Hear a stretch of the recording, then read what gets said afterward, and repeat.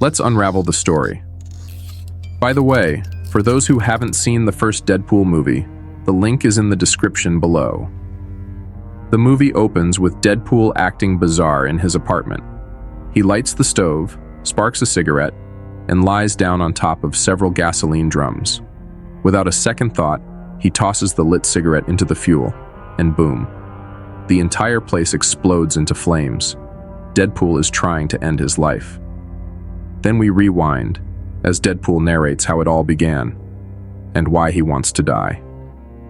6 weeks earlier, Deadpool, already equipped with his superhuman abilities, was traveling the world, wiping out serial killers, gangsters, and terrifying monsters. No one dared to challenge him.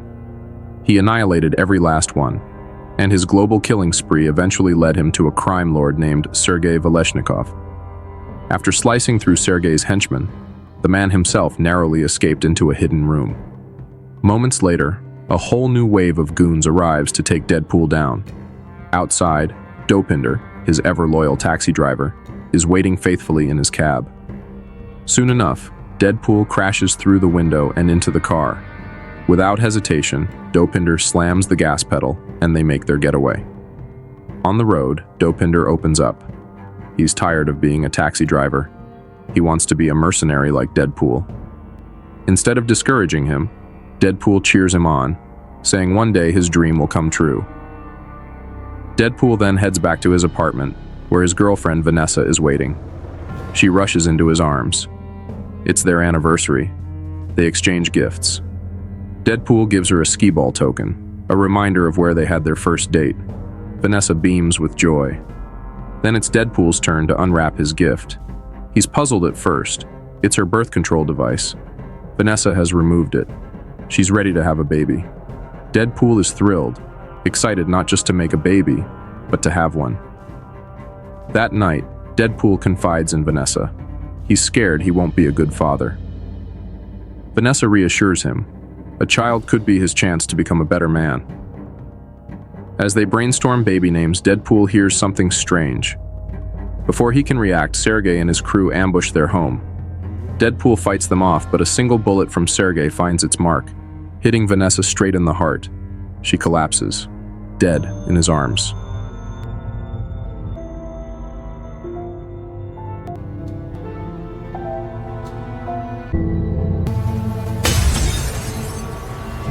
Rage and sorrow collide in Deadpool.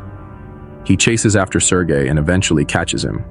He wraps Sergei in a hug, and together they stumble into the street, where a speeding vehicle smashes into them. Days later, we find Wade Wilson, Deadpool, broken, visiting his friend Weasel at the bar. He's so devastated he pees himself. Dopinder, now working there, has to clean it up. Weasel tells Wade to go home and get his head right, so Deadpool, still in costume, goes to visit Blind Al. She mourns Vanessa too and offers him wisdom. Pain transforms us, sometimes into something unrecognizable, sometimes so much we wish we were dead. But only when you brush against death can you truly appreciate life. Al's words stick with Wade. The next day, he heads to the zoo and jumps into the bear enclosure, hoping to end it all, but he survives. The day after, he chugs cleaning fluid and leaps from a great height. But again, he lives. Thanks to his healing powers, death won't take him. Eventually, we return to the opening scene. Deadpool blowing himself up. In that moment, his spirit crosses into another realm, the afterlife. There, he sees Vanessa, sitting peacefully. He tries to reach her, but an invisible wall separates them. Wade asks why he can't be with her. Vanessa gently replies, his heart isn't in the right place yet. Confused, Wade is suddenly pulled back into the land of the living. He's not dead. Not yet. Colossus finds his shattered body and carries him home. Meanwhile, at Essex House, a grim re-education center for mutant children, a boy named Russell is brought in.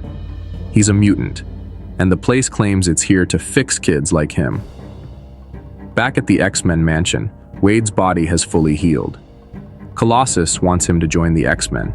Negasonic shows up with her girlfriend Yukio. As Colossus lays out the X-Men's rules, Wade, ever the rebel, makes a run for it in a wheelchair. Colossus chases after him. Colossus admits he should have left Wade in that trash heap, but he didn't. Because friends stick around, through the good and the awful. Wade confesses, one of the bastards who killed Vanessa got away. But he's not talking about Sergei. He means himself. He brought danger into Vanessa's life. He could kill everyone else, but not the man he blames most. Himself. He can't even succeed at dying. Colossus, looking at the broken man before him, says, maybe this isn't the family Wade wanted, but maybe it's the one he needs. He reminds Wade of his good heart, one that belongs here, not in the grave. Wade remembers Vanessa's words, and with a heavy sigh he agrees to stay, to try. Deadpool is now officially an X-Man.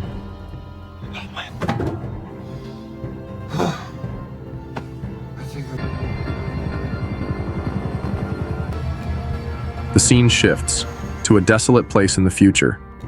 We see a man, part human, part machine, sitting amidst the ruins of a destroyed building. In front of him lie two charred bodies, lifeless and smoking. He picks up a worn teddy bear, emotionless, and begins fiddling with a high-tech device on his wrist. In a flash, he vanishes, traveling back through time. Once in the past, the man wastes no time. He steals a car, breaks into stores, gathering what he needs. This man is on a mission. Back in the present, we return to Wade, now living at the X-Men mansion. Dressed neatly, quite unlike his usual self, Wade speaks politely, trying to play the part. But Negasonic isn't buying it. She suspects Wade is just putting on an act for Colossus. Meanwhile, at the mutant re-education school, the headmaster prepares to administer a therapy session to Russell. But it's anything but therapy. It's torture. Russell screams in pain. Back at the mansion, Colossus tells Wade there's a mission. They arrive at the school, where Russell has gone berserk. Colossus, Negasonic, and Deadpool, now a trainee X-Man, try to calm him down, but it's not easy. Flames burst from Russell's hands as he lashes out at each of them. Deadpool approaches gently, trying to talk him down, but Russell strikes him too, launching him backwards. In desperation, Deadpool hurls his sword, stopping Russell in his tracks. They slap a power-dampening collar on him, shutting off his mutant abilities. The headmaster arrives, thanking Deadpool for subduing Russell, but Russell refuses to return to the school. He'd rather go to prison than face more abuse. Deadpool notices the bruises around Russell's neck. The boy's been tortured. Enraged, Deadpool pulls his gun and shoots one of the staff. He aims for the headmaster, but misses. Colossus sees everything. Disappointed in Deadpool's vigilante justice, he has no choice. Both Russell and Deadpool are arrested and sent to the mutant prison, a cold, isolated fortress. Inside, stripped of his powers, Wade is in agony. The cancer ravaging his body returns with a vengeance. Russell opens up. He's been bullied for being overweight and tormented by the school's staff. He's done being the victim. Russell vows to burn the headmaster alive. He begins seeking out the prison's strongest mutant to recruit for revenge. Wade, barely able to stay alive, tells Russell to stop picking fights and to befriend anyone, except him. Suddenly, the prison is rocked by an explosion.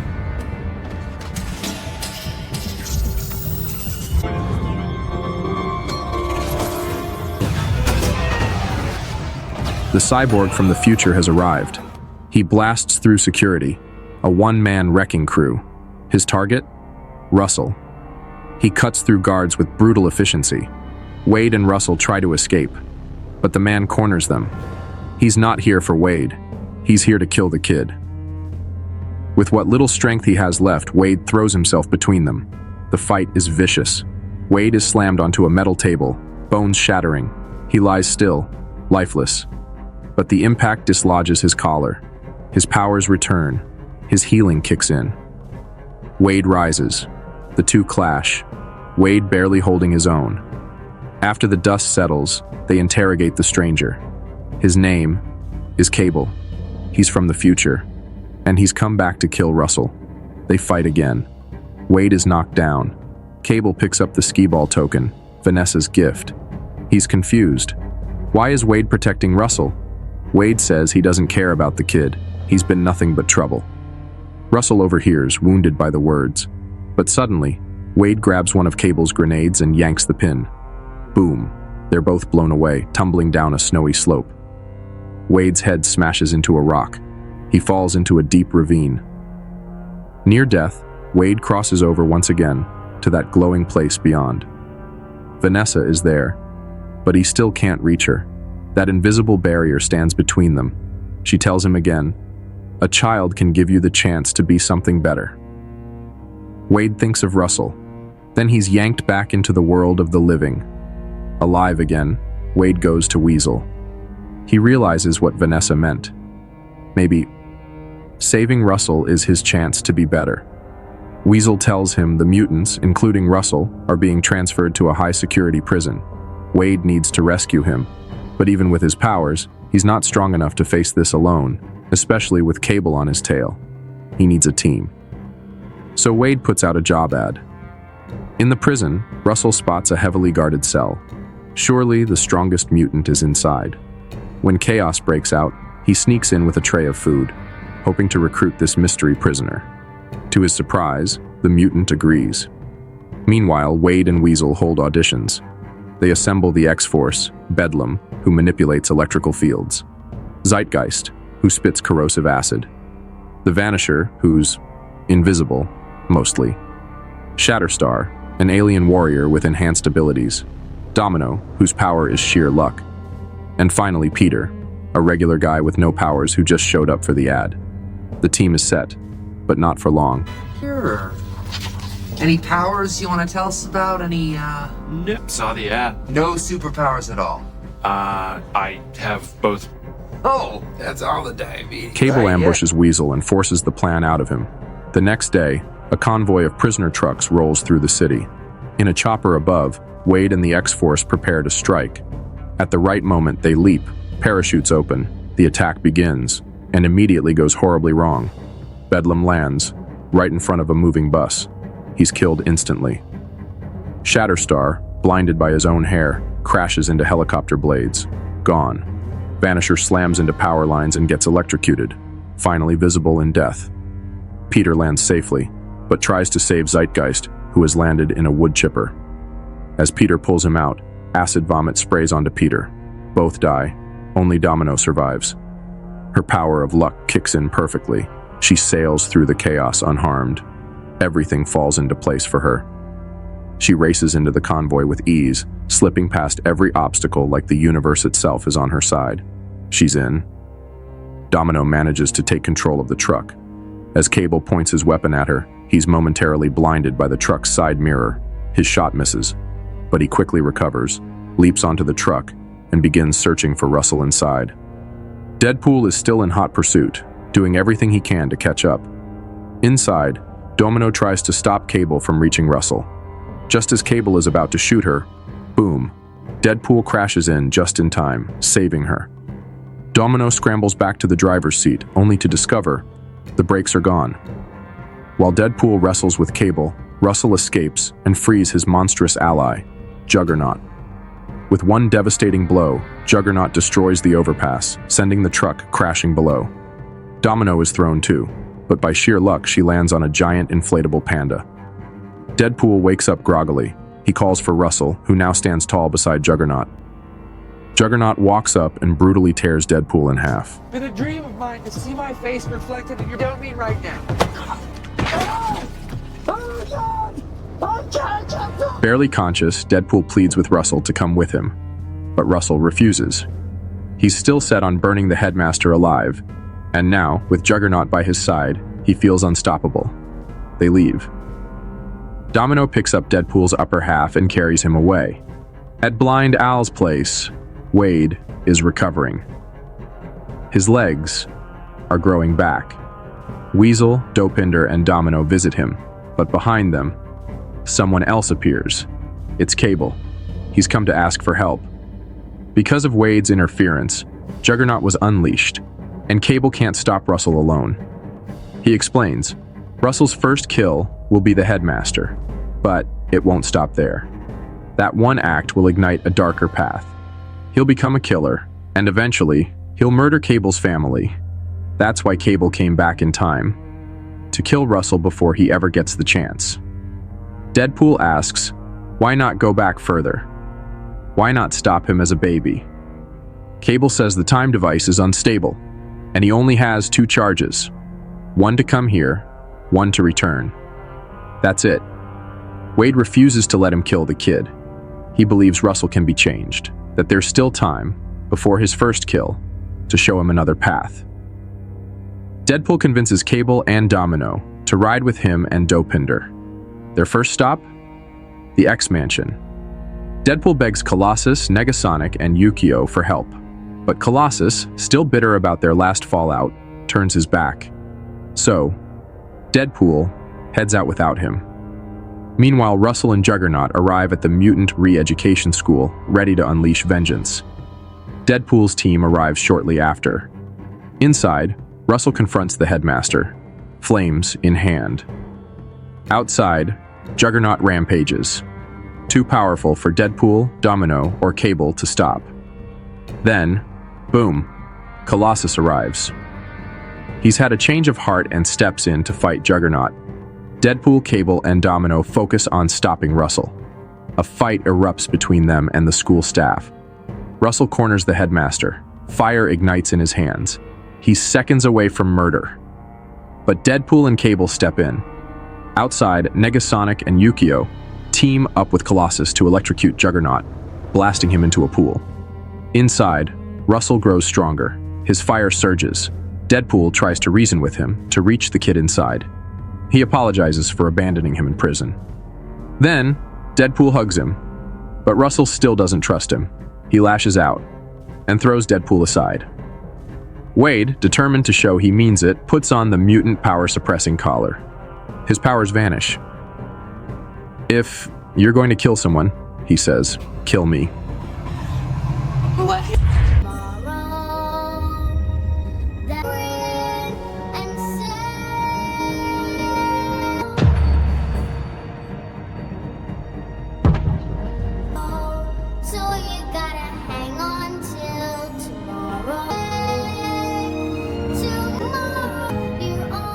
As Russell charges up his flames, Cable draws his gun and fires. Deadpool jumps in front of the shot. The bullet hits his heart. Russell is stunned. Deadpool is dying, to protect him.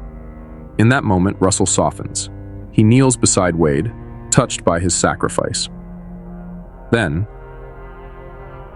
the teddy bear Cable carries suddenly transforms. It's no longer burnt and bloodied. The future has changed. Russell didn't become a killer. Deadpool smiles, his job done. And then, he dies. In the afterlife, Wade finally sees Vanessa again. She smiles, reaching for him. But she says gently, not yet. There's still someone who needs you. As Wade looks back, he sees the faces of his new family, his team. Vanessa kisses him, and Wade is pulled back to the world of the living. We see what happened. Cable rewound time, back to the moment before they stormed the school, before the final battle. He places something inside Deadpool's suit. It's the skee-ball token. Vanessa's gift.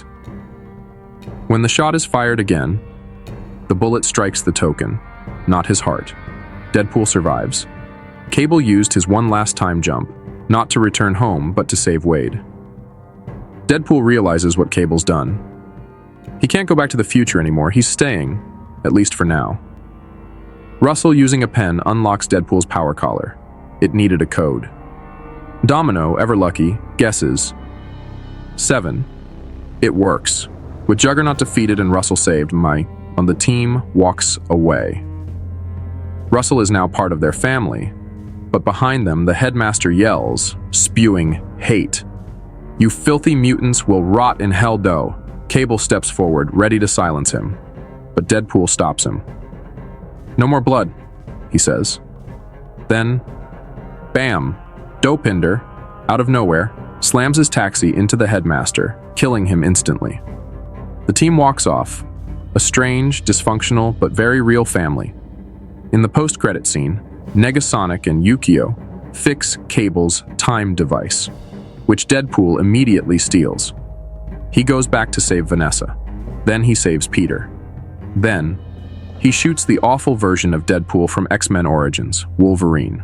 Then, he time travels again to stop Ryan Reynolds from signing the contract to star in Green Lantern. Deadpool shoots Ryan right in the head. Finally, he travels back to a nursery. A baby lies in the crib. Adolf Hitler. Deadpool picks him up, changes his diaper, and with that, the film ends. Thanks for watching. See you next time. Bye.